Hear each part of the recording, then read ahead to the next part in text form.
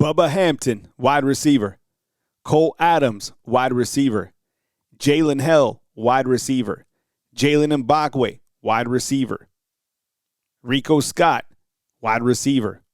Joseph Ionita, offensive lineman. Olas Allanen, offensive lineman. Rock Montgomery, offensive lineman. Wilkin Formby, offensive lineman. Micah DeBoer, offensive lineman. Cam Howard, safety. Noah Carter, linebacker. Keon Keeley, bandit. Peter Nataro, kicker. Richard Young, running back. Those are the players that have entered the transfer portal as of Sunday night. Welcome to Wake Up Bama. This is transfer portal season. It is January 5th. It is Monday. I hope that you are off to an amazing start. I'm going to walk you through it. We're going to get through it. I'm going to explain what's going on. I think there is some trimming of the fat. I think there are some players getting poached. I think that there are some players that are looking for playing time elsewhere. And I think this is common around the rest of the country. I think every program is going through this, but we are microed in on Alabama. So some of these names, I'm not going to lie, they hurt. I mean, Keon Keeley, there's no way to spin that. That's a player that I feel would be an impact player in 2026. I think he would have been an outstanding player for Alabama football. And I know a player like him, you've been waiting for such a long time for him to get on the field. And when we did see him get on the field, when LT Overton was down, he looked the part, more than the part, right? This guy is ready. And I think wherever he goes, and you know what? Some of these guys, they might be negotiating contracts. Nobody wants you more than when you leave, right? You ever tried that? Leave. See how bad they want you, right? Things change when you leave the door. You ever tried to buy a car, right? Walk out the door. Price lowers. I promise you, all right? So welcome to Wake Up Bama. I appreciate you guys. It is Monday. It is January 5th. Coming to you from beautiful Tuscaloosa, Alabama. Up to 16 names in the NCAA transfer portal so far, all right? I just rattled off all of the names. We're going to make sense of it, and that's kind of who is out. Now, none of these prospects, to my knowledge, have officially signed with other programs. That is going to happen. That is the nature of it. And Alabama will be hosting several different transfer portal targets. So let me talk about what I'm going to feature on the show today. We're going to go over the transfer portal tracker, right? Who's out? How many offensive linemen? There's quite a few. How many wide receivers, right? That room got depleted. Losing Keon Keeley, as well as some other guys that entered on Sunday night. I'm going to go over, like I said, is there a larger issue going on at Alabama? Because I think immediately, once you see like 16, 20 guys leave, you're like, something's wrong with the program. This is the case everywhere, okay? And I'm not trying to say that everything is right and sunshine and rainbows, because I do feel that in talking to some people close to the program, I'm going to bring up some things and some questions for us to ponder, okay? But is this like the only program that's – no, everybody is getting eaten up by the portal. There's almost 5,000 kids in the portal. Think about that. You better check your eligibility too, because you might be able to get scooped by somebody. Okay, some new transfer portal targets. Another running back, a couple offensive linemen, right? I want to bring up an interesting note on Ryan Grubb and the Seattle Seahawks. Can you guess what that is? And at the end of the program, I will feature the call-in segment, which is a new feature. You guys have asked for the podcast to be a little bit extended. I'm going to do that, all right? So I think it's been nice to have that addition. And like I said, if you're a normal caller, we want you to call in and then maybe take a day off just so we can get a variety of callers. It makes the show better. I appreciate you guys. Thank you very much for always being in my corner right here on Bama Football on YouTube. A couple house cleaning items as we get going. As you know, I really appreciate you guys' support. So one of the areas that you can support is by hitting that join button, right? And you can become a fan funder of this particular podcast. The Wake Up Bama podcast, there's different levels. I appreciate you guys' support any which way. If you are a business owner out there, think about becoming a sponsor for Bama Football on YouTube. Hit me up, all right? Get thousands of views to Bama Football on YouTube, and I really appreciate you guys being here on this beautiful Monday. Okay, so let's get the program started. As I look at the 16 names that have transferred out, Like I said, I think players go into 3 buckets. I think bucket number 1, the player wants more playing time. Totally understandable. You're not going to play here, right? Maybe you can play somewhere else. And that's just kind of the nature of the game, right? You're like, all right, you're never going to play here.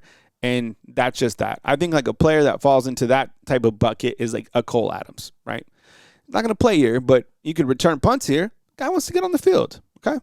Jalen Hale. Clearly, his recovery story is remarkable. Same thing, same bucket.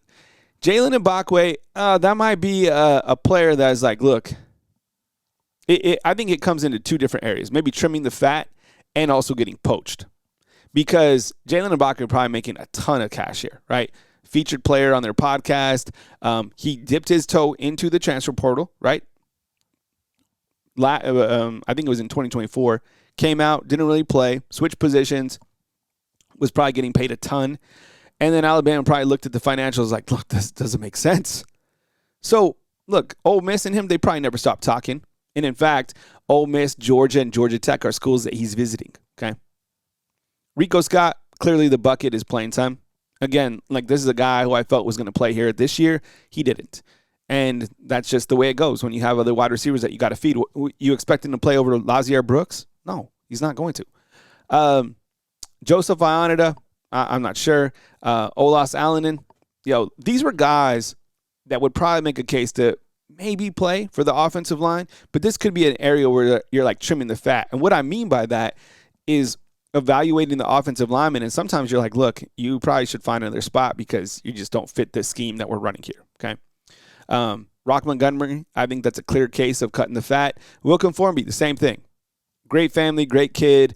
We love what you've done here, but we tried you out at right tackle, tried you out at right guard. It didn't work out. We're moving on. Micah DeBose, maybe the same thing. Cam Howard, playing time. Noah Carter, hurts. I think that's one that if you're Alabama, man, if you can kind of renegotiate or see where things are at, then maybe you revisit that. I think that he has tremendous upside. Same thing with Keon Keeley. Right now, he's in the portal, but maybe you talk to him and you're like, look, this is what we can present. Let's talk about it. We see you as a starter here. You came here as an outside linebacker. Now you're at the bandit position. This is where we see you going to the NFL. Maybe try to keep him, right? Peter Taro, backup kicker, and then Richard Young just wasn't going to play it. So that's how I see those players like in those different buckets. Do you agree with me? Do you disagree? Let me know inside the comment box. You have lost a significant amount of offensive linemen. And I know there's a handful of people out there, probably more so, that is like, yeah, maybe so, right? I mean, because the offensive line, they weren't dominating. And maybe that goes to Coach Kapilovic, right? A lot of it is on the offensive line, but you do lose experience. Guys who have run out of eligibility include Geno Vandermark, Cam Dewberry, Jaden Roberts, Caden Proctor. He's definitely going to go to the NFL. He hasn't made his official announcement, but no way in hell he announces he's coming back. Come on. Parker Brailsford, we're waiting for an update on him. We don't know if he's going to come back, if he's going to leave, right? It is the weirdest thing with Parker Brailsford. We're like 50-50 if we like him. A lot of people don't. I personally like Parker Brailsford. I think the only thing is he's a little bit undersized, but I like him. Joseph Ionita transferring, Olas Alanen transferring, Micah DeBose transferring, Rock Montgomery, and then Wilkin Formby. I feel it's time to move from Wilkin Formby. The only thing that I don't like about losing a player like Formby is in-state guy. He's from the city of Tuscaloosa, and he has experience. Now, Alabama's offensive line going forward, and I can't predict the future in terms of which guys they grab from the portal, but hopefully they have experience, and hopefully they fit this scheme. So Formby moving on, and you lose so far 9 offensive linemen, 10 if Parker Brailsford does announce, okay? So you're probably like, well, who's back, right? The guys that I have counted up so far, and this is kind of a work in progress, got Michael Carroll coming back, started at right tackle, Jackson Lloyd, Casey Poe, Ma Waldrip, right? William Sanders, and Arkel Anugum, right? I want to check on that Casey Poe real quick. That's a name that I'm kind of wondering myself. I'm like, is that right? I just didn't hear. Yeah, Casey Poe. Okay, yeah. 6'4", 322. Yeah, redshirt freshman out of Texas. He might be somebody to keep an eye on, honestly. Yeah, Casey Poe. Let me know what you think inside the comment box. So those are the guys that I was thinking about. I mean, look, Arkell Nugum, I don't know how good that guy is ever going to be. I think he's like a long-term project. William Sanders might be pretty good. And then Jackson Lloyd, I think he projects really well at tackle. You could have Michael Carroll at one side and Jackson Lloyd at another. But like I said, I'm going to talk about some transfer portal targets, and you're getting some tackles that are coming into Tuscaloosa. All right. The receivers that are headed out, you have Bubba Hampton, not a loss. Cole Adams, not a loss. Hale, not a loss. Mbakwe, hard to tell because, I mean, you hope that one day he would be the guy. I mean, but I don't know. Probably not a loss. If he goes to Georgia, you don't want him to go to Georgia. You don't want them to have Zachariah Branch and Jaylen Mbakwe, right? You want him to go to, like, I don't know, Oklahoma State or, out of conference somewhere. You don't want, even send him to Miami, Georgia Tech, right? And then you have Rico Scott. Same thing. You want Rico Scott going, to North Carolina or something. You don't want to have to deal with Rico Scott in conference. You don't want him going to, LSU. You know what I'm saying?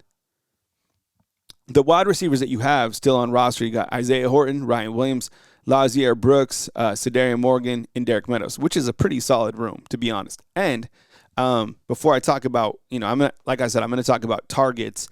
But Lil Birdie told me now with some adjustments made at the wide receiver room, things with Cam Coleman could be more on the up than the down. Okay? So, again, something to watch as Cam Coleman comes into town on Wednesday, right? All right, so look, let's discuss kind of some recent exits that left on Sunday night, and one particularly is I think Keon Keeley. I just think that this is a really big loss, and if he's out there, I really hope he thinks about coming back. How do you feel about Keon Keeley? From what you saw, do you feel that you would like to see him come back? I would, okay? I'd be on board if he worked things out. And then Cam Calhoun, this is a guy who came in from Utah. He's back in the portal. I thought he played more, but there was no way that he was going to outplay Red Morgan. Red Morgan was on the come up. So again, when you talk trimming the fat or, guys looking for playing time, I think he falls under that window. All right. So that's kind of where we're at from that standpoint. Now, I do have to ask you, as we kind of look at, is Alabama trimming the fat or is it something else? Do you think there's something going on at Alabama, within the locker room, within the coaching staff, something within the organization that's bad, or do you think it's kind of just the time of the year, or a combination of both? Right? I was talking to somebody recently, a source close to the program, and they were saying that there seems to be a little disconnect between some of the players and the overall direction of Alabama football, and it was a conversation that I wasn't surprised to hear. I think some of the guys feel that the brand took a big hit recently, even the way that they lost to Indiana, and some of the guys just want out, right? They don't feel that the brand is going the right direction, and that's just honest, right? And it doesn't necessarily have to do, they like DeBoer for who he is as a coach and who he is as a person and how he treats you, but the overall kind of direction, is he the right guy for the job? And that's kind of behind the scenes type stuff. I feel like I've said, it took me a while, but I think I'm willing to give DeBoer opportunities for sure. I mean, this is his second year. You did take a step forward, and I know it feels all doom and gloom right now. But I think collectively you took a step forward, but this is where it's gonna. And I'm curious to see what DeBoer does, because I would have thought he already made some offensive changes. If not, you can't do grub, right? But maybe an offensive line, maybe some sort of coaching adjustment. And I think fans and I think maybe whoever else would be more willing to be yes, all right, you're taking action. You're making moves. rather than the players, you understand that it's kind of a combination of Jimmys and Joes and X's and O's. Right now, it's just kind of players are leaving. So the players that we get in, they're still going to get coached by the same coaches. You see what I'm saying? And you're still going to have the same philosophy. Do you see what I'm saying? That's what I think is worrying fans. Is like they don't like the offensive line coach. They don't like the offensive coordinator. And it doesn't matter who you bring in because those guys are still existing within the program. And let's face it, the biggest issue with this Alabama football team was the offense. Straight up. So that's kind of like, trimming the fat, getting rid of some guys that maybe don't fit in here for sure. But I think there is something else as well. Unfortunately, what do you think? Do you feel that there is something behind the program that is kind of taking them off kilter a little bit? Do you think the brand took a hit? We talk about this often. It's like I think more and more opposing teams feel that they can go toe-to-toe with Alabama. And that should not be the case. That should not be the case ever, okay? Like covering Alabama football, that is the pinnacle, and it should always be the pinnacle of college football. You don't want anybody else to come and take what is yours. What is yours is Alabama is like the top. You don't want that brand to slip. And it feels like it kind of slipped. It's uncomfortable. Do you feel the same way? All right. So the good news is with some guys going out, you're looking at some transfer portal targets, and here we go. Okay. The first, the new addition is Raleek Brown. Have you heard of this name? Transfer portal running back out of Arizona State. 5'9", 195 pounds, right? 1,100 yards, 4 touchdowns, 186 carries in 2025, right? He's visiting Alabama soon. Now, the interesting point is he's the exact same replica type running back as Hollywood Smothers out of NC State, who is in town on Sunday. Now, look, Alabama wants a running back to come in and be the starting running back. You heard that right. Okay, both Raleek Brown and Hollywood Smothers are not coming here to get 20 carries. Hollywood Smothers got 160 carries at NC State. Raleek Brown got 186. Alabama is telling you that they need a starting running back, okay? And you might be out there and you're like, but it's going to be Daniel Hill. It's going to be Kevin Riley. It's going to be A.K. Deere. It's going to be Xavier Crow. No, it's not. They want somebody to come in and be the starter, okay? And there's no way that Raleek Brown or Hollywood Smothers, in my opinion, come over here to play second fiddle. After you've got, 186 carries. Think about it. Have you played running back before? Have you known a running back? Have you ever known a running back to go somewhere else and be happy with 70 carries, 60 carries? These running backs want to be fed the ball, okay? And if I'm a running back, I'm asking the same question. That's the first question I get here when I come to Tuscaloosa. I'm like, man, Waysider's good. I love these little biscuits, right? Oh, wow, Chuck's, this is nice for sushi. But let me ask you this question. Are you guys really going to run the ball? Because over the last 2 seasons, I've noticed a trend that's going down. How do you plan to run the football, and what linemen are going to protect me and the quarterback? Because at Arizona State, I ran for 1,200 yards. Hollywood Smothers is like, yeah, I ran for, X amount of yards at NC State. I was a feature guy. What are you going to do over here, right? Is this going to be, where you just kind of a pass-heavy offense and sparingly and just kind of whenever you think you should run the ball with no identity, like what type of offense is this? And Ryan Grubb, like what's going on?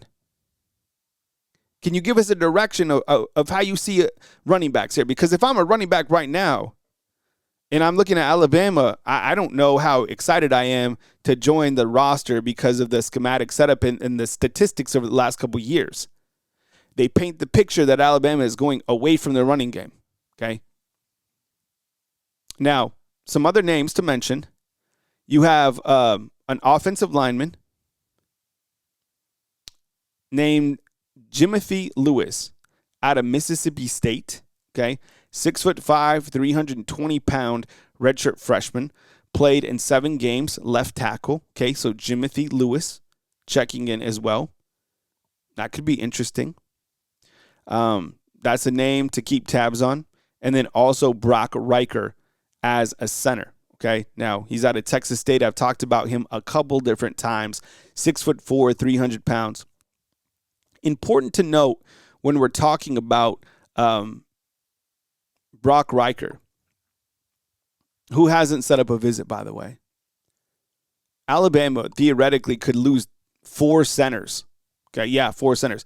Parker Brailsford if he leaves. Geno Vandermark, right, played center and guard. Rock Montgomery and Joseph Ionita. So who else plays center on the team? I don't know, maybe like a Casey Poe, I think. I'm not sure.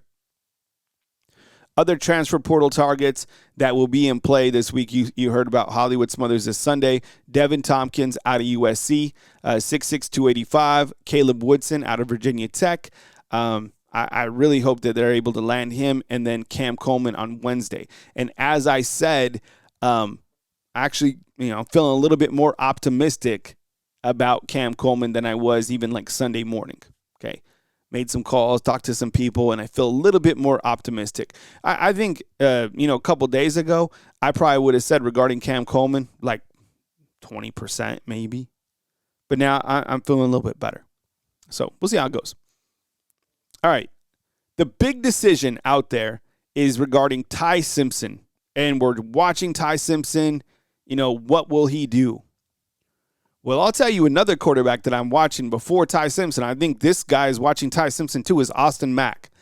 I'm watching Austin Mack on all my tweets and all my phone watches to see if he goes into transfer portal. And I think they're kind of just waiting to see what Ty Simpson does.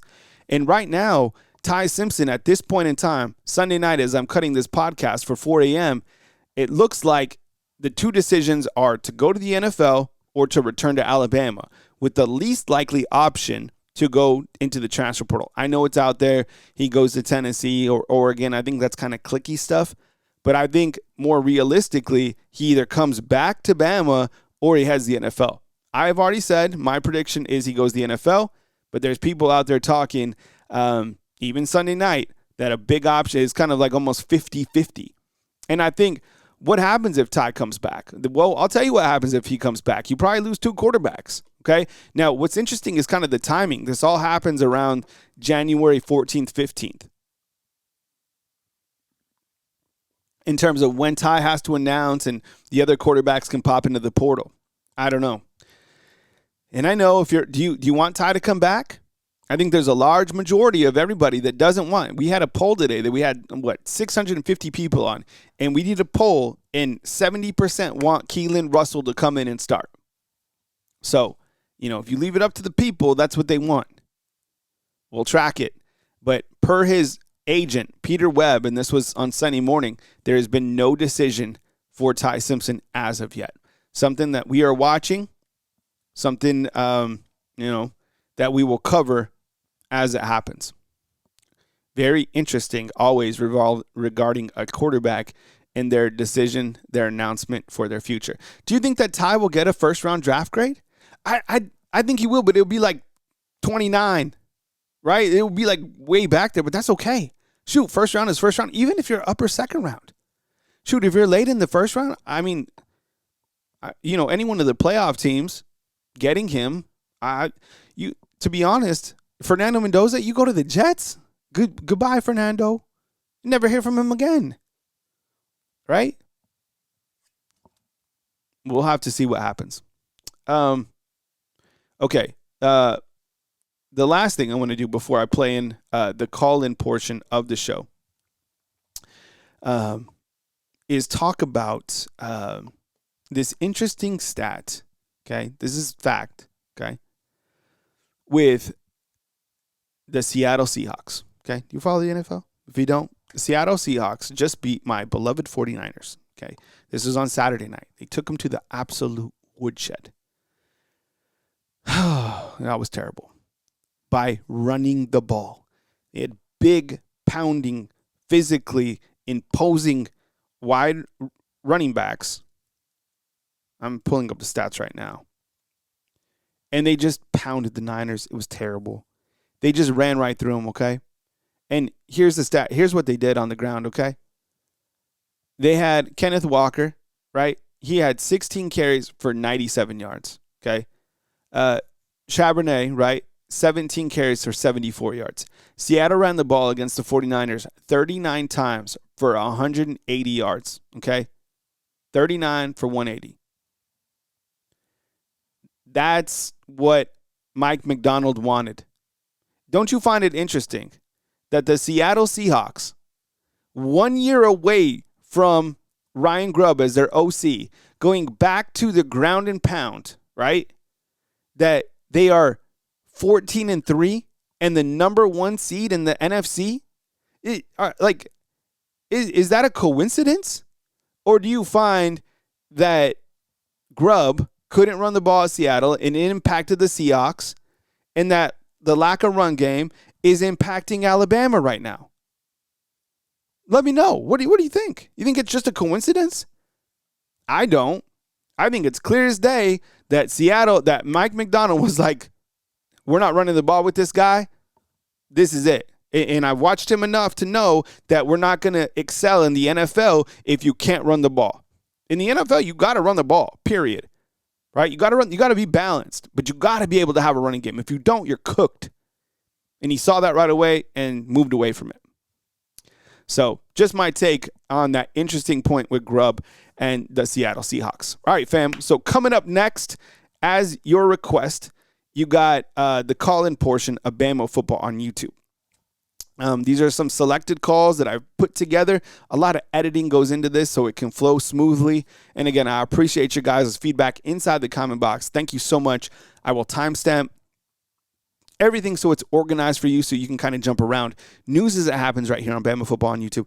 Every day, 4 a.m., Bama Football on YouTube, the podcast, live at 10 a.m. As we go over news and notes, right? And then news as it happens. Check out our Facebook channel. And again, if you want to become a fan funder, hit that join button. I need your support more than ever as we go into January, February, March. I need you guys, okay? So if you like Wake Up Bama, let me know inside the comment box. Stay blessed. Enjoy this beautiful day. This is going to be an amazing day for you. It's Monday, and as news happens, I got you covered right now on Bama Football on YouTube. Coming up next, the call-in portion of Bama Football on YouTube. Enjoy. This Shaq from Tuscaloosa. Shaq, what's up, bro? Welcome on in, man. Take it away. I've been watching you for a while, my brother, and I appreciate what you're doing. I see your concern for the O-line. Yeah. And I see your concern, about losing so many people. Mm-hmm. But in my opinion, I'm a Bama fan through and through, and I got a lot of family here that's Bama fans. Mm-hmm. And I just feel like our O-line didn't do so hot this year. Mm-hmm. So I kind of feel like, in my opinion, we need a new coach, new blood, and, a new flow. And also, we need some help in the linebacker position. So if we could drop the bag in them two areas, like you said earlier, we said on defense, we got to have somebody to block for Austin Mack and, our bag up. So they can't throw the ball if they ain't got no line. Let's drop the bag on the line and run it back. Yeah, Shaq, I'm pointing this out right here on the screen now. So we have, let's count them up, the linemen that are leaving. We got 1, 2, 3, 4, 5, 6, 7, 8, 9, 10 offensive linemen. So are you suggesting like we get a different offensive line coach? Is that what you were saying, Shaq? Yes, sir. Right, because it doesn't make, I don't think it's realistic. You can't get rid of your offensive coordinator. He just got here. But I think you've had time to develop the offensive line. And have we seen improvements with the offensive line over the last couple of years? I'd say no, because I think the offensive line is certainly tied to the run game, right? Mm-hmm. I mean, and being that, Jam, I get it. He was a little bit banged up, but whatever running back, it didn't seem like we committed to the running game. It didn't seem like we could run the football at all. So I don't know. So Wilkin Formby just went in the portal. What was your first thoughts when you heard that Formby was hitting the portal? To be honest with you, Kyle, I had mixed feelings on that because, Formby's a home kid, home and grown. Mm-hmm. But at the same time, that's pretty much what I meant by the struggles up on the O-line. We've been struggling for the past 2 years, and to me, we just ain't got better at that position. Mm-hmm. And that's one of the key positions to, you know what I'm saying, get the running game started. And not only get the running game started, but we held up decently in the pass, but just barely. You know what I'm saying? Yep. All right. Anything else you got, Shaq? No, sir. That was about it. Appreciate you taking my call, and, you know, I appreciate what you're doing and Roll Tide, bro. All right, man. Take it easy, Shaq. All right. Shaq calling from T-Town. What's up? You're on the line with Kyle Anderson. Who in line with him? Where are you calling him from? Hey, what's going on, Kyle? This is Nick from South Carolina. How you doing, man? Nick, what's up, bro? Thanks for being here, man. I appreciate you joining the program. Hey, man, I appreciate everything you do. I catch your show every chance I get.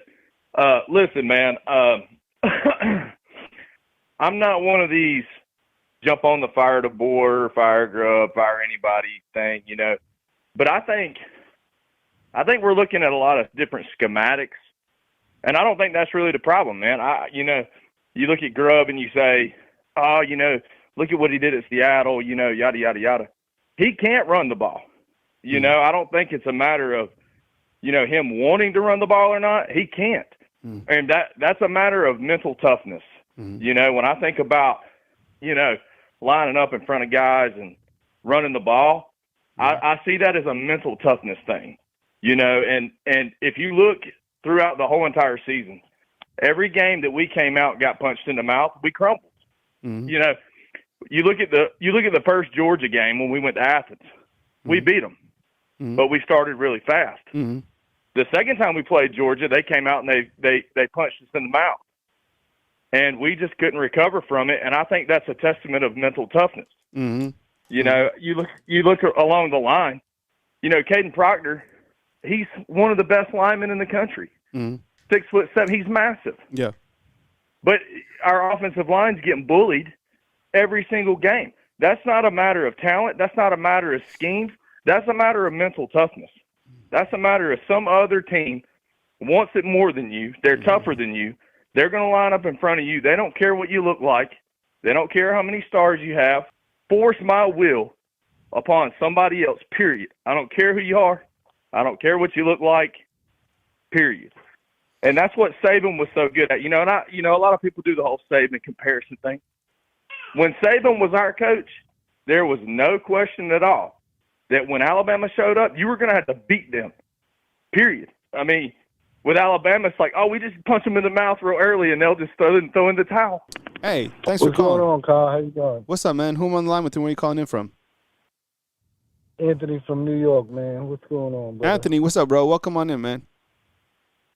Oh man, bad timing, right, with the Keon Keeley, man. That definitely does. That one is definitely the 10 for the gut punch for sure. I'm in agreement with that, man, for sure. That one sucks. So I'll start there. I kind of want to ask you a few questions. I'll start with that one. Do you think that's more? Is it just playing time? Is it coaching? Because all these players leaving, this is kind of like the world we live in. But when you have, like, you know, players of that stature leaving, you know, it just gets my mind going of, is it something going on within coaching that they just feel like they're not getting developed? Or you think it's just more of, like, just playing time? I think, Anthony, I appreciate you calling in. And thank you so much for the super chat just a minute ago. That was Alex. Thank you so much. I think it's interesting with Keon Keeley because as I just said, Keon Keeley, come here. Come say hi. You say hi to everybody? Hi. Here. I just got out of the shower. Hi. We have 512. We're talking to What's up? Bye. Hey, real quick. There's food for you. So you have a sweet potato, and then there's some of the stuff we had last night. Just warm it up, okay? Yeah. Okay. All right. Thank you, fam. Father first, right? Got to make sure the kids are fed. Yeah. Be good. I got my 7-month-old too, so I'm new to the game. 100%. Yeah. So would you agree with me, undefeated, inside the comment box, that Keon Keeley would have absolutely been the man here this next season? I just said, I was just hyping him up, That's what that kind of hurts me, because I think somebody with his talent, remember, he came over as an outside linebacker and then transitioned into the position that he plays now, which is bandit, which I think fits him very well. He's a big dude, can fit on the frame. He looks great. I think he would have been better than LT Overton. I don't know why somebody like that is leaving. I don't know. The only thing that I could think is he got some sort of monster offer that maybe you couldn't match. Because he's been here for a minute. He's a redshirt. He's been here for 3 seasons, and finally, this next LT Overton's gone. It's you. You're the guy. I think that hurts. So, and then Rico Scott. I know you didn't ask me about him, but my thoughts on Rico Scott leaving is, man, Rico Scott, I think, will be a talented wide receiver anywhere. He ran 23 miles an hour. Didn't get opportunities here.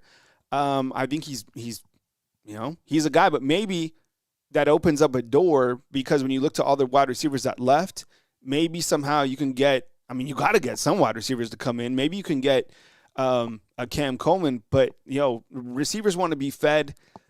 The Rico Scott one is disappointing as well, but I don't know, man. What else you got, Anthony? So yeah, no, I agree with Rico Scott too. So I just want to give you my whole analogy on what's going on. So the caller before, great caller. Other people call and say they're not really calling for the calling of people jobs. Well, I'm the complete opposite, right? And when it comes to doing your job at any other job, if you're not doing your job and producing, it's not personal. You got to go. You got to produce. And when it comes to the point that you were making with the whole gadget plays and everything like that. That's just not Alabama football. And for me personally, I've watched Alabama football for a long, long time, and I don't really like the direction that we're going in. As far as DeBoer, I'm kind of on the fence. I'm not totally against it, but the Deontay Lawson interview kind of shed a little bit light onto what I already thought was going on and what I think what I know needs to be fixed, or it's really not going to work out. He was getting interviewed, and he was talking about how, DeBoer's, he's getting emotional. DeBoer's a good guy. He's a nice guy. And there's no problem being a nice guy, but in certain professions and certain situations, you can't really be the nice guy. And I think that's the problem, and it's a trickle-down effect, because whatever you're into, whatever's at the top is going to be a trickle-down effect to the rest of the organization or whatever you're involved in. And it shows, because the physicality is not there. It hasn't been there for a while. And that stems from the top. So for me personally, the defensive line, offensive line needs to be more physical. We need to get after the quarterback. If you look at the teams that are in the field now, they have dudes that can get after the quarterback. I don't know the situation. Maybe you could fill me in off air when I'm done about the Jeremy Pruitt. I would love to get Jeremy Pruitt in here. I don't know what's going on with Sam Pittman. I know he got fired from Arkansas, but as far as offensive line coach, just a mean dude, and mean in a good way, right?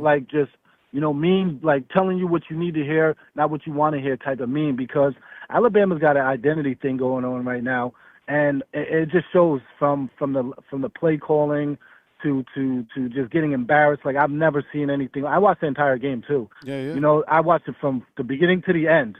And I've never seen anything like that in Alabama. We've gotten beaten, but I've never seen anything like that. So for me, it's an identity thing, and it stems from the people that are in the building. Not to say that I'm not on the board. I just think it needs to be. He needs to get a better coaching staff around him, because what's going on right now as far as offense coordinator, defense coordinator. Womack's not the worst guy, but it's just I don't know, run fits with corners.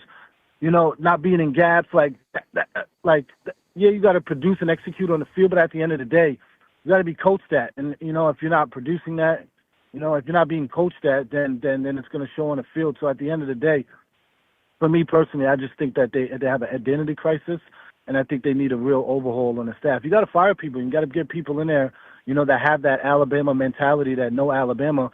You bring in guys from across the country and over here, and it's not Alabama. It's not Alabama. It's not down south. It's not SEC football. When you look at the Georgias, when you look at all these other teams, even Tennessee teams, when they're hitting, we don't hit like we used to anymore.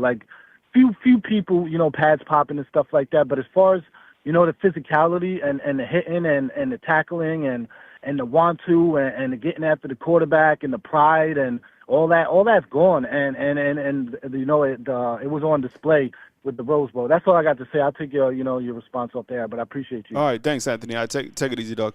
Hey, you're on the line with Kyle Henderson. We're talking Alabama therapy. Go ahead, state your name and where you're calling in from. Hey, Kyle, this is Ken in North Alabama. How you doing, bud? Hey, what's up, Ken? How you doing, bud? Good to hear from you. Northern Alabama, I love it up there. Yeah. North Alabama. I'm in Mount Hope, Alabama, right outside of Moulton. Yeah, you know, I took my daughter up to camp up in, you know where Mentone is? I sure do. Yeah, so took her up there for camp in the summertime, and that whole area, I talked about openly my love for Lake Gunnersville. I play Goose Pond sometimes, the golf, and then going up to Mentone. It is so beautiful up there. It kind of reminds me of back home in New Mexico, kind of up in the mountains. So, yeah, big fan of Northern Alabama. Oh, yeah. Yeah, anyways, Ken, welcome to the show. I appreciate it. Yeah, come with it. Yeah, that's in the eastern side of the state. We're over on the western side. Okay. Most of the shows, Florence area, down around the river. Yep. Oh, that area is beautiful too. I played Fighting Joe, Schoolmaster, and I love. Oh, absolutely. Yeah, in that area when you're up. Yeah. I forget which golf course it is, but you can see the river running right through it, behind it from the clubhouse. Yeah. It is breathtaking. Yeah. Yeah. Absolutely. Yeah, that's Joe Wheeler. That's Schoolmaster. Yeah, and that's a hard course too. So, but you got that right. Play it all the time. Holy cow! Well, listen, I'm needing some therapy over here, brother. All right, yes. This is what it is. No, listen, I go back. I'll try to keep it short. I know you got a lot of people wanting to call in, but you know, I go back to sitting in Legion Field watching Suge Jordan play Bear Bryant. So. That's how long I've been following Alabama football. Okay. And I tell you, I'm going to agree with some of the callers that's called in recently. Being realistic, there's no way that we can get rid of DeBoer. Not at this point of the game, not right now. Who would we get and where would we go, But there needs to be some changes. I mean, major, drastic changes made. Grubb needs to go. Offensive line coach needs to go. Strength and conditioning needs to go. If we had to hang on to Womack, that's fine. But there's just so much to bring in and to talk about and see that's wrong. And, I'm from the corporate background, so, yeah, I've hired friends, but I've also had to fire friends. And I think the board's going to have to step up and look at what's good for Alabama football. This friendship thing and all this, Grubb's just not getting it done, Kyle. Yep. And it's a pitiful take. Recruiting, I hear that a lot, and yes, we have done very well on recruiting, but honestly, I think a lot of that goes to the standpoint of we're still riding on the scripted A. We're still riding on the fact that we are Alabama, but that faded some last year. And I'm telling you, after the Rose Bowl, it's just about packed up and left town. And this thing of, come to us because we're Alabama is quickly going to be fading away if we don't do something quick and do something fast. I think there should have been some coaching changes already being made this weekend, but we've seen nothing. And I'm really not a pessimist. I'm more of an optimist. But when I look at things, it's like playing the violin when the Titanic's going down. I mean, you look at where we are and what we've brought. I think, personally, player development is terrible. Player development is far from where we need it to be. And it's not a good situation where we are right now. And, I'm willing to say, was DeBoer my favorite? Absolutely not. But, who wants to follow Nick Saban, right? I remember Ray Perkins following Bear Bryant. Well, who wants to be in those positions? But the thing about it is, that's tough, and you've got to hand it to him for being willing to step into that spot and being willing to step into that kind of glass house. But it's time to not only step in, but it's time to step up. And some things have got to be made. When you talk to great football coaches, you listen to old interviews of Bear Bryant. recent interviews of Nick Saban, they always say one thing: it's because I surrounded myself with great coaches. And coaching schemes and this sort of thing, when you surround yourself with great coaches, that's the secret. And if you surround yourself with coaches that are subpar, well, because you're the head man, it's going to reflect all on you, and that's a bad look. I hate to see some of these guys. I hate to see Scott. I hate to see a lot of these guys going into the portal. But there's some things going on there. Players aren't happy. They don't feel like they're being developed, Kyle. That's what I feel. Mm-hmm. Good call, Ken. I appreciate you calling in from Northwest Alabama. Maybe next time I get out there, we'll hit the links. Oh, I'd love to. Yeah, we'll hit some golf balls into that. Hit some golf balls into that river. Appreciate you calling in. All right, see you, Ken. Thank you so much. Yeah, take it easy. Okay, right. Bye. Yo, those are tough courses. Anybody out there played Schoolmaster Fighting, Joe? Man, I remember going out there. I love golf just as much as the next guy. And, there was bunkers guarding bunkers. It was crazy. Yeah, tough courses. All right, yeah, there's some good fishing out there too. All right, that's what's up. Yeah, look, Northeast Alabama, Northwest. I'm serious. I've been around. I'm starting to travel, more Alabama over the last, years that I've lived here. 10 years now. So I've gone all over. I mean, whether it's L.A. or down in Dothan or like wherever it is, Northeast, wherever. I've had good times, good experiences. All right, 502, let's do it. Hey, welcome to the show. You're on the line with Kyle Henderson. Who am I on the line with and where are you calling in from? Hey, Kyle. This is Mike from Kentucky, man. How you doing, brother? Hey, Mike. What's up, man? I appreciate you calling in. Welcome to the Titanic. So we got a couple hours left before they say it's gone over the holes, and we're playing, just like Ken was saying, they're playing the violin before we go down. Wedding dance. Chop, chop. Do-do-do-do-do-do-do. So we got a couple hours. We're going to dress in our best and go down like gentlemen, I guess. I reckon. Yeah, man. Where do you start? I think Grubb ain't. I don't think his offense fits the SEC. I mean, it doesn't matter who's the offensive coordinator. To tell you the truth, as bad as our O-line play has been, and it ain't just been this year and last year. It was before. Our O-line ain't been up to stuff now, going on about 4 or 5 years, bro. And all my boys played O-line in high school. And let me tell you something, bro. If the O-line don't work, it don't matter who you got carrying the rock, and it don't matter who you got dropping back. If the O-line don't work, nothing works. That brings us to NIL. If anybody deserves north of $500,000 or more, it's the big uglies, because that's where the game's won and lost. Yeah. If you got the right O-line, you don't have to have a superstar running back. If you got a good 3-star running back that's 6'3", 240 pounds, can get the job done. I think they need to reevaluate who's getting this NIL money. And to tell you the truth, I don't think you should even get NIL money as a freshman coming into college. I don't think you should be eligible for it. Because you give a 17, 18-year-old kid $500,000, what are you going to be able to tell him? Nothing. He ain't going to listen to a word you got to say, bro. If I had $500,000 when I was 18, my dad, he'd have had to black my eye to get me to do something. That's crazy. To give a kid that young and that inexperienced that kind of money is a formula for disaster, and it's proven true. It's proven true, bro.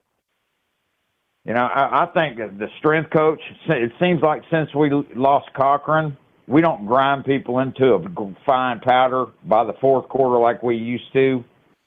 Schools are, they're towing the line in the fourth quarter against us, and it's been that way ever since Cochran left. This sports science, yoga teaching, what I don't know what he's doing with these kids. They ain't lifting no heavy steel. It looks like to me like they're playing yoga or practicing yoga or something. I don't know, man. Alabama used to be hard-nosed football. People hated to play us because they knew what was coming, and it just ain't like that no more. Let me read off. Let me read off some stats. Maybe this will jog your mind right here. Okay. The most concerning, I think, area right now, besides, people bailing out at, we're up to, 15 right now in the portal. Keon Keeley, probably the most impactful, clearly. But Bama ranked 15th out of 16th in SEC in terms of running the football. Jamila ran for 504, which was the lowest since 1990. I get it. He was injured, but still, the number is what it is. 23 yards rushing against Indiana, 28 against Oklahoma, -3 against Georgia, no 1,000-yard running back since 2021.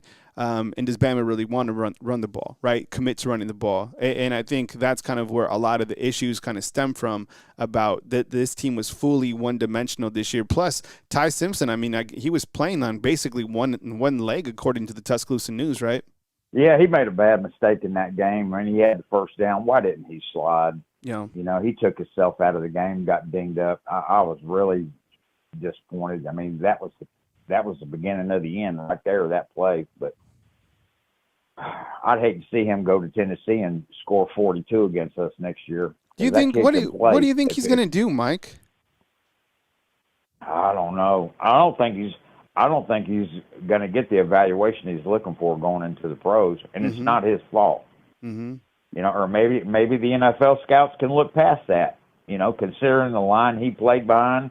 Look how many times Bryce Young got sacked one year. He got sacked 42, 43 times one year. Mm-hmm. So, our O-line ain't been up to snuff for a while, man, and that's the biggest problem we have, bro. Yeah. The O-line don't work. Nothing works. Yeah. And we haven't had a true meat eater on the D-line. We haven't had a Deron Payne or not even a Christian Barmore. Right. We haven't even had an Isaiah Buggs. You're right. You really haven't. Yeah. Come to think about it, there's a big difference between even like an LT Overton and Isaiah Buggs, or like a Christian Barmore. Barmore, that guy, you don't know, he might get kicked out of the game, right? He's from the bad side of Philadelphia. Those are the type of guys you need. So, wow. Yeah, we need kids that are hungry, and when you give a kid $500,000 before he even makes a starting rotation, he ain't hungry no more. And that makes coaching impossible in my book. I'd hate to be a coach right now. Yeah, it's crazy. I don't even have my hopes up, to get that Coleman kid out of Auburn at all. Yeah. Considering our O-line, how's he gonna get the ball? If I was him, I'd be trying to go to Ohio State or somewhere. I'd research and do some research. I'd find a team that's got an O-line. That's where I'd go, because he ain't gonna get the ball very much the way our O-line's playing. I don't care how good he is. Yeah, I agree. Well, I guess that's all I got, Kyle. We got our butts whipped really bad, but it'll grow back. Yep, that's right. We'll get them next year. Roll Tide, brother. Take it easy, Mike. All right, Mike, out in Kentucky, good call. Yeah, Alabama has currently 5 wide receivers. In case you've been trying to track it, or you're trying to figure out where we stand. A couple things. Number one, before I get to the wide receivers, the latest on Ty Simpson, and this started, maybe 2 hours ago when we started the program. This, according to Pete Nakos of On3, says that no decision has been made yet. That's according to Peter Webb, who's Ty Simpson's agent, about Simpson's NFL future at this point in time. The rumor out there, or at least, some observations by some NFL I think it was a 24/7 analyst that said if he doesn't get a first-round draft grade, he would go to Oregon or to Tennessee. I know that he would just transfer out altogether. So we're tracking that. So no decision on Ty Simpson. And then right now it's kind of been a sea of transfer portal guys that have hit out. Starting last night, you had Cole Adams, Jaylen Mbakwe hit the portal right away, Rico Scott, and then also Jalen Hale. So you only have 1, 2, 3, 4, right? Scholarship wide receivers. And, of course, Jerry Bernard will bounce out as well. So that's kind of the wide receivers. And we don't know what Isaiah Horton is going to do yet either. And then the full list in terms of who's actually transferring, I'll get that pulled up here in just a second, because there's been a ton of movement within the last hour. The last 3 to hit the portal: Wilkin Formby, Keon Keeley, and Rico Scott. We go back to the phone lines. Hey, how's it going? You're on the line. Kyle. Yeah, what's going on? Alabama football therapy. This is Kyle Henderson. Football therapy. Yeah, brother. You about right. You definitely about right. Hey, man, this is Andre from Chicagoland. How are you, man? Yeah, what's up, man? Good to hear from you again, bro. Come with it. A couple things, Kyle. Be in your way and out your way. Number one, why doesn't DeBoer go to Saban for anything? For what to do about the team, how to build Alabama to a championship program. I mean, why does he not do that? Or maybe he does and we don't know nothing about it. Or why doesn't DeBoer go towards the new Alabama coaches who are out there right now, like the A.J. McCarrons and folks like that, who really care a lot about the program and wanted to get back to what it used to be? Why doesn't he do that? Is it a prideful thing? Is it more of a, I want to be my way? Is it more, I don't want too many alpha males inside, overpowering? I don't know. That's number one. Number two, I think we need to do a better job of reevaluating players coming into the program to be impactful in the first year. I mean, look at Michigan and Indiana. What was the common theme? They had a bunch of third, fourth, and fifth-year players, people that wanted to stay. And on top of that, there were a bunch of, impact players from the portal. I mean, you don't have to go very far. Look at Ole Miss. Am I right? I mean, I might be right on that. Am I right on that? Yeah, you're good. Mm-hmm. I mean, Ole Miss. I mean, Kiffin, didn't he build the roster off of portals on top of recruiting as well, but many from the portal? I mean, heck, you got a starting quarterback from Michigan. I'm from Michigan. Yeah. From Big Rapids, Division II, Ferris State. Yep. I mean, for real? Ferris State. Ain't nothing in Big Rapids. Nothing. Nothing there. And my last point, man, listen, when it comes to this O-line, bro, in my opinion, we at DEFCON 1. We are seriously at DEFCON 1. There needs to be some serious attention on that line. Like the previous caller said and the ones before that, man, to heck with these running backs. In my opinion, I think we set on that. Bunch of cute wide receivers. We need hogs. We need guys on that line. The O-line, Kyle, has not been great since Kyle Flood left for Texas to be with Sark. That was the last time the line at Bama has been great. We need to put the emphasis on the line so everything else could work. That's just my opinion, and get the run game back to where it needs to be. Because being last in the SEC on running at Alabama, are you for real right now? Why do you think Justice Haynes left? Justice Haynes went to Michigan, ended up becoming one of the top backs in the country. Yeah. In 1 year. Yeah. Because Michigan runs the ball. Yeah. That's just my opinion, Kyle. But let me know what you think on those first 2 points. I appreciate you, man. I appreciate the show. Appreciate the undefeated, and God bless. Yeah, take it easy, man. All right, Andre calling up from Chicago. I appreciate it, man. I think the first point, and this is interesting. I don't know. I mean, so truth be told, DeBoer and Saban are next door neighbors, literally, just as close as you are to your next door neighbor. Right? I mean, their houses might be a little bit larger than your and my house, but they are next door neighbors, right? Literally, just walk across the street with a cup of coffee and be like, "Yo, what do you think I should do right now?" We've taken a step, forward. We won more games, made it to the Rose Bowl. Okay, I know it didn't happen, but what do you think we should do? What do you think, the family? What do you think the first very step that Alabama should do, to take a step forward? I think it's easy. Is focus on the offensive line, right? No matter what your educational level is with football, clearly we all know that you're not making moves without a productive offensive line. And to see all the offensive linemen that have hit the portal, maybe it might be overwhelming right now, but maybe that's a good thing. Maybe kind of cleaning house. The other thing, I think what Alabama fans need right now, and they kind of want answers, is yo, what's happening with the offensive line coach? Because I've seen a lot of people call for Sam Pittman. But I think what they're saying is we want changes at the offensive line, and kind of go back to what Ken was talking about from Northwest Alabama, and saying that, even if you are friends with some of these people, you have to make some of these difficult decisions. And I find it interesting. Kapilovic is the only coach, because most of the coaching staff had a lot of continuity, right? The only guy who's not here is Scott Huff, because he left and he went to, was he with the Rams, the tight ends? Maybe that is kind of a missing piece. I don't know. But the offensive linemen, weren't it this year, and that was probably a catalyst for a lot of the issues that they had. Also, Grubb, I think he deserves some of the responsibility for it as well. Defensive linemen, I liked our defensive linemen. I don't think they were outstanding, and sometimes I felt like they were only rushing 3.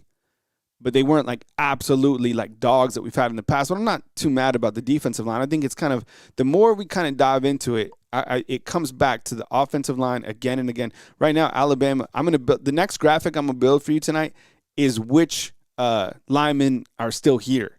Because I'm even wondering, I'm like, damn, what linemen are still here? He's with the Seahawks. I think he went to the Rams. I think he went, cause I'm talking Scott Huff. Scott Huff left with Grubb to the Seahawks, and then I think they both got fired, and I think Huff is with the Rams coaching the tight ends. I think, right? Okay, Andy got my back right there. Okay. Hey, fam, well, that was the call-in portion of Bama Football on YouTube. Great callers. I really appreciate you guys calling in. Enjoy this beautiful day. One more time. Coming to you from beautiful Tuscaloosa, Alabama on Wake Up Bama. Kyle Henderson of Bama Football on YouTube. See ya.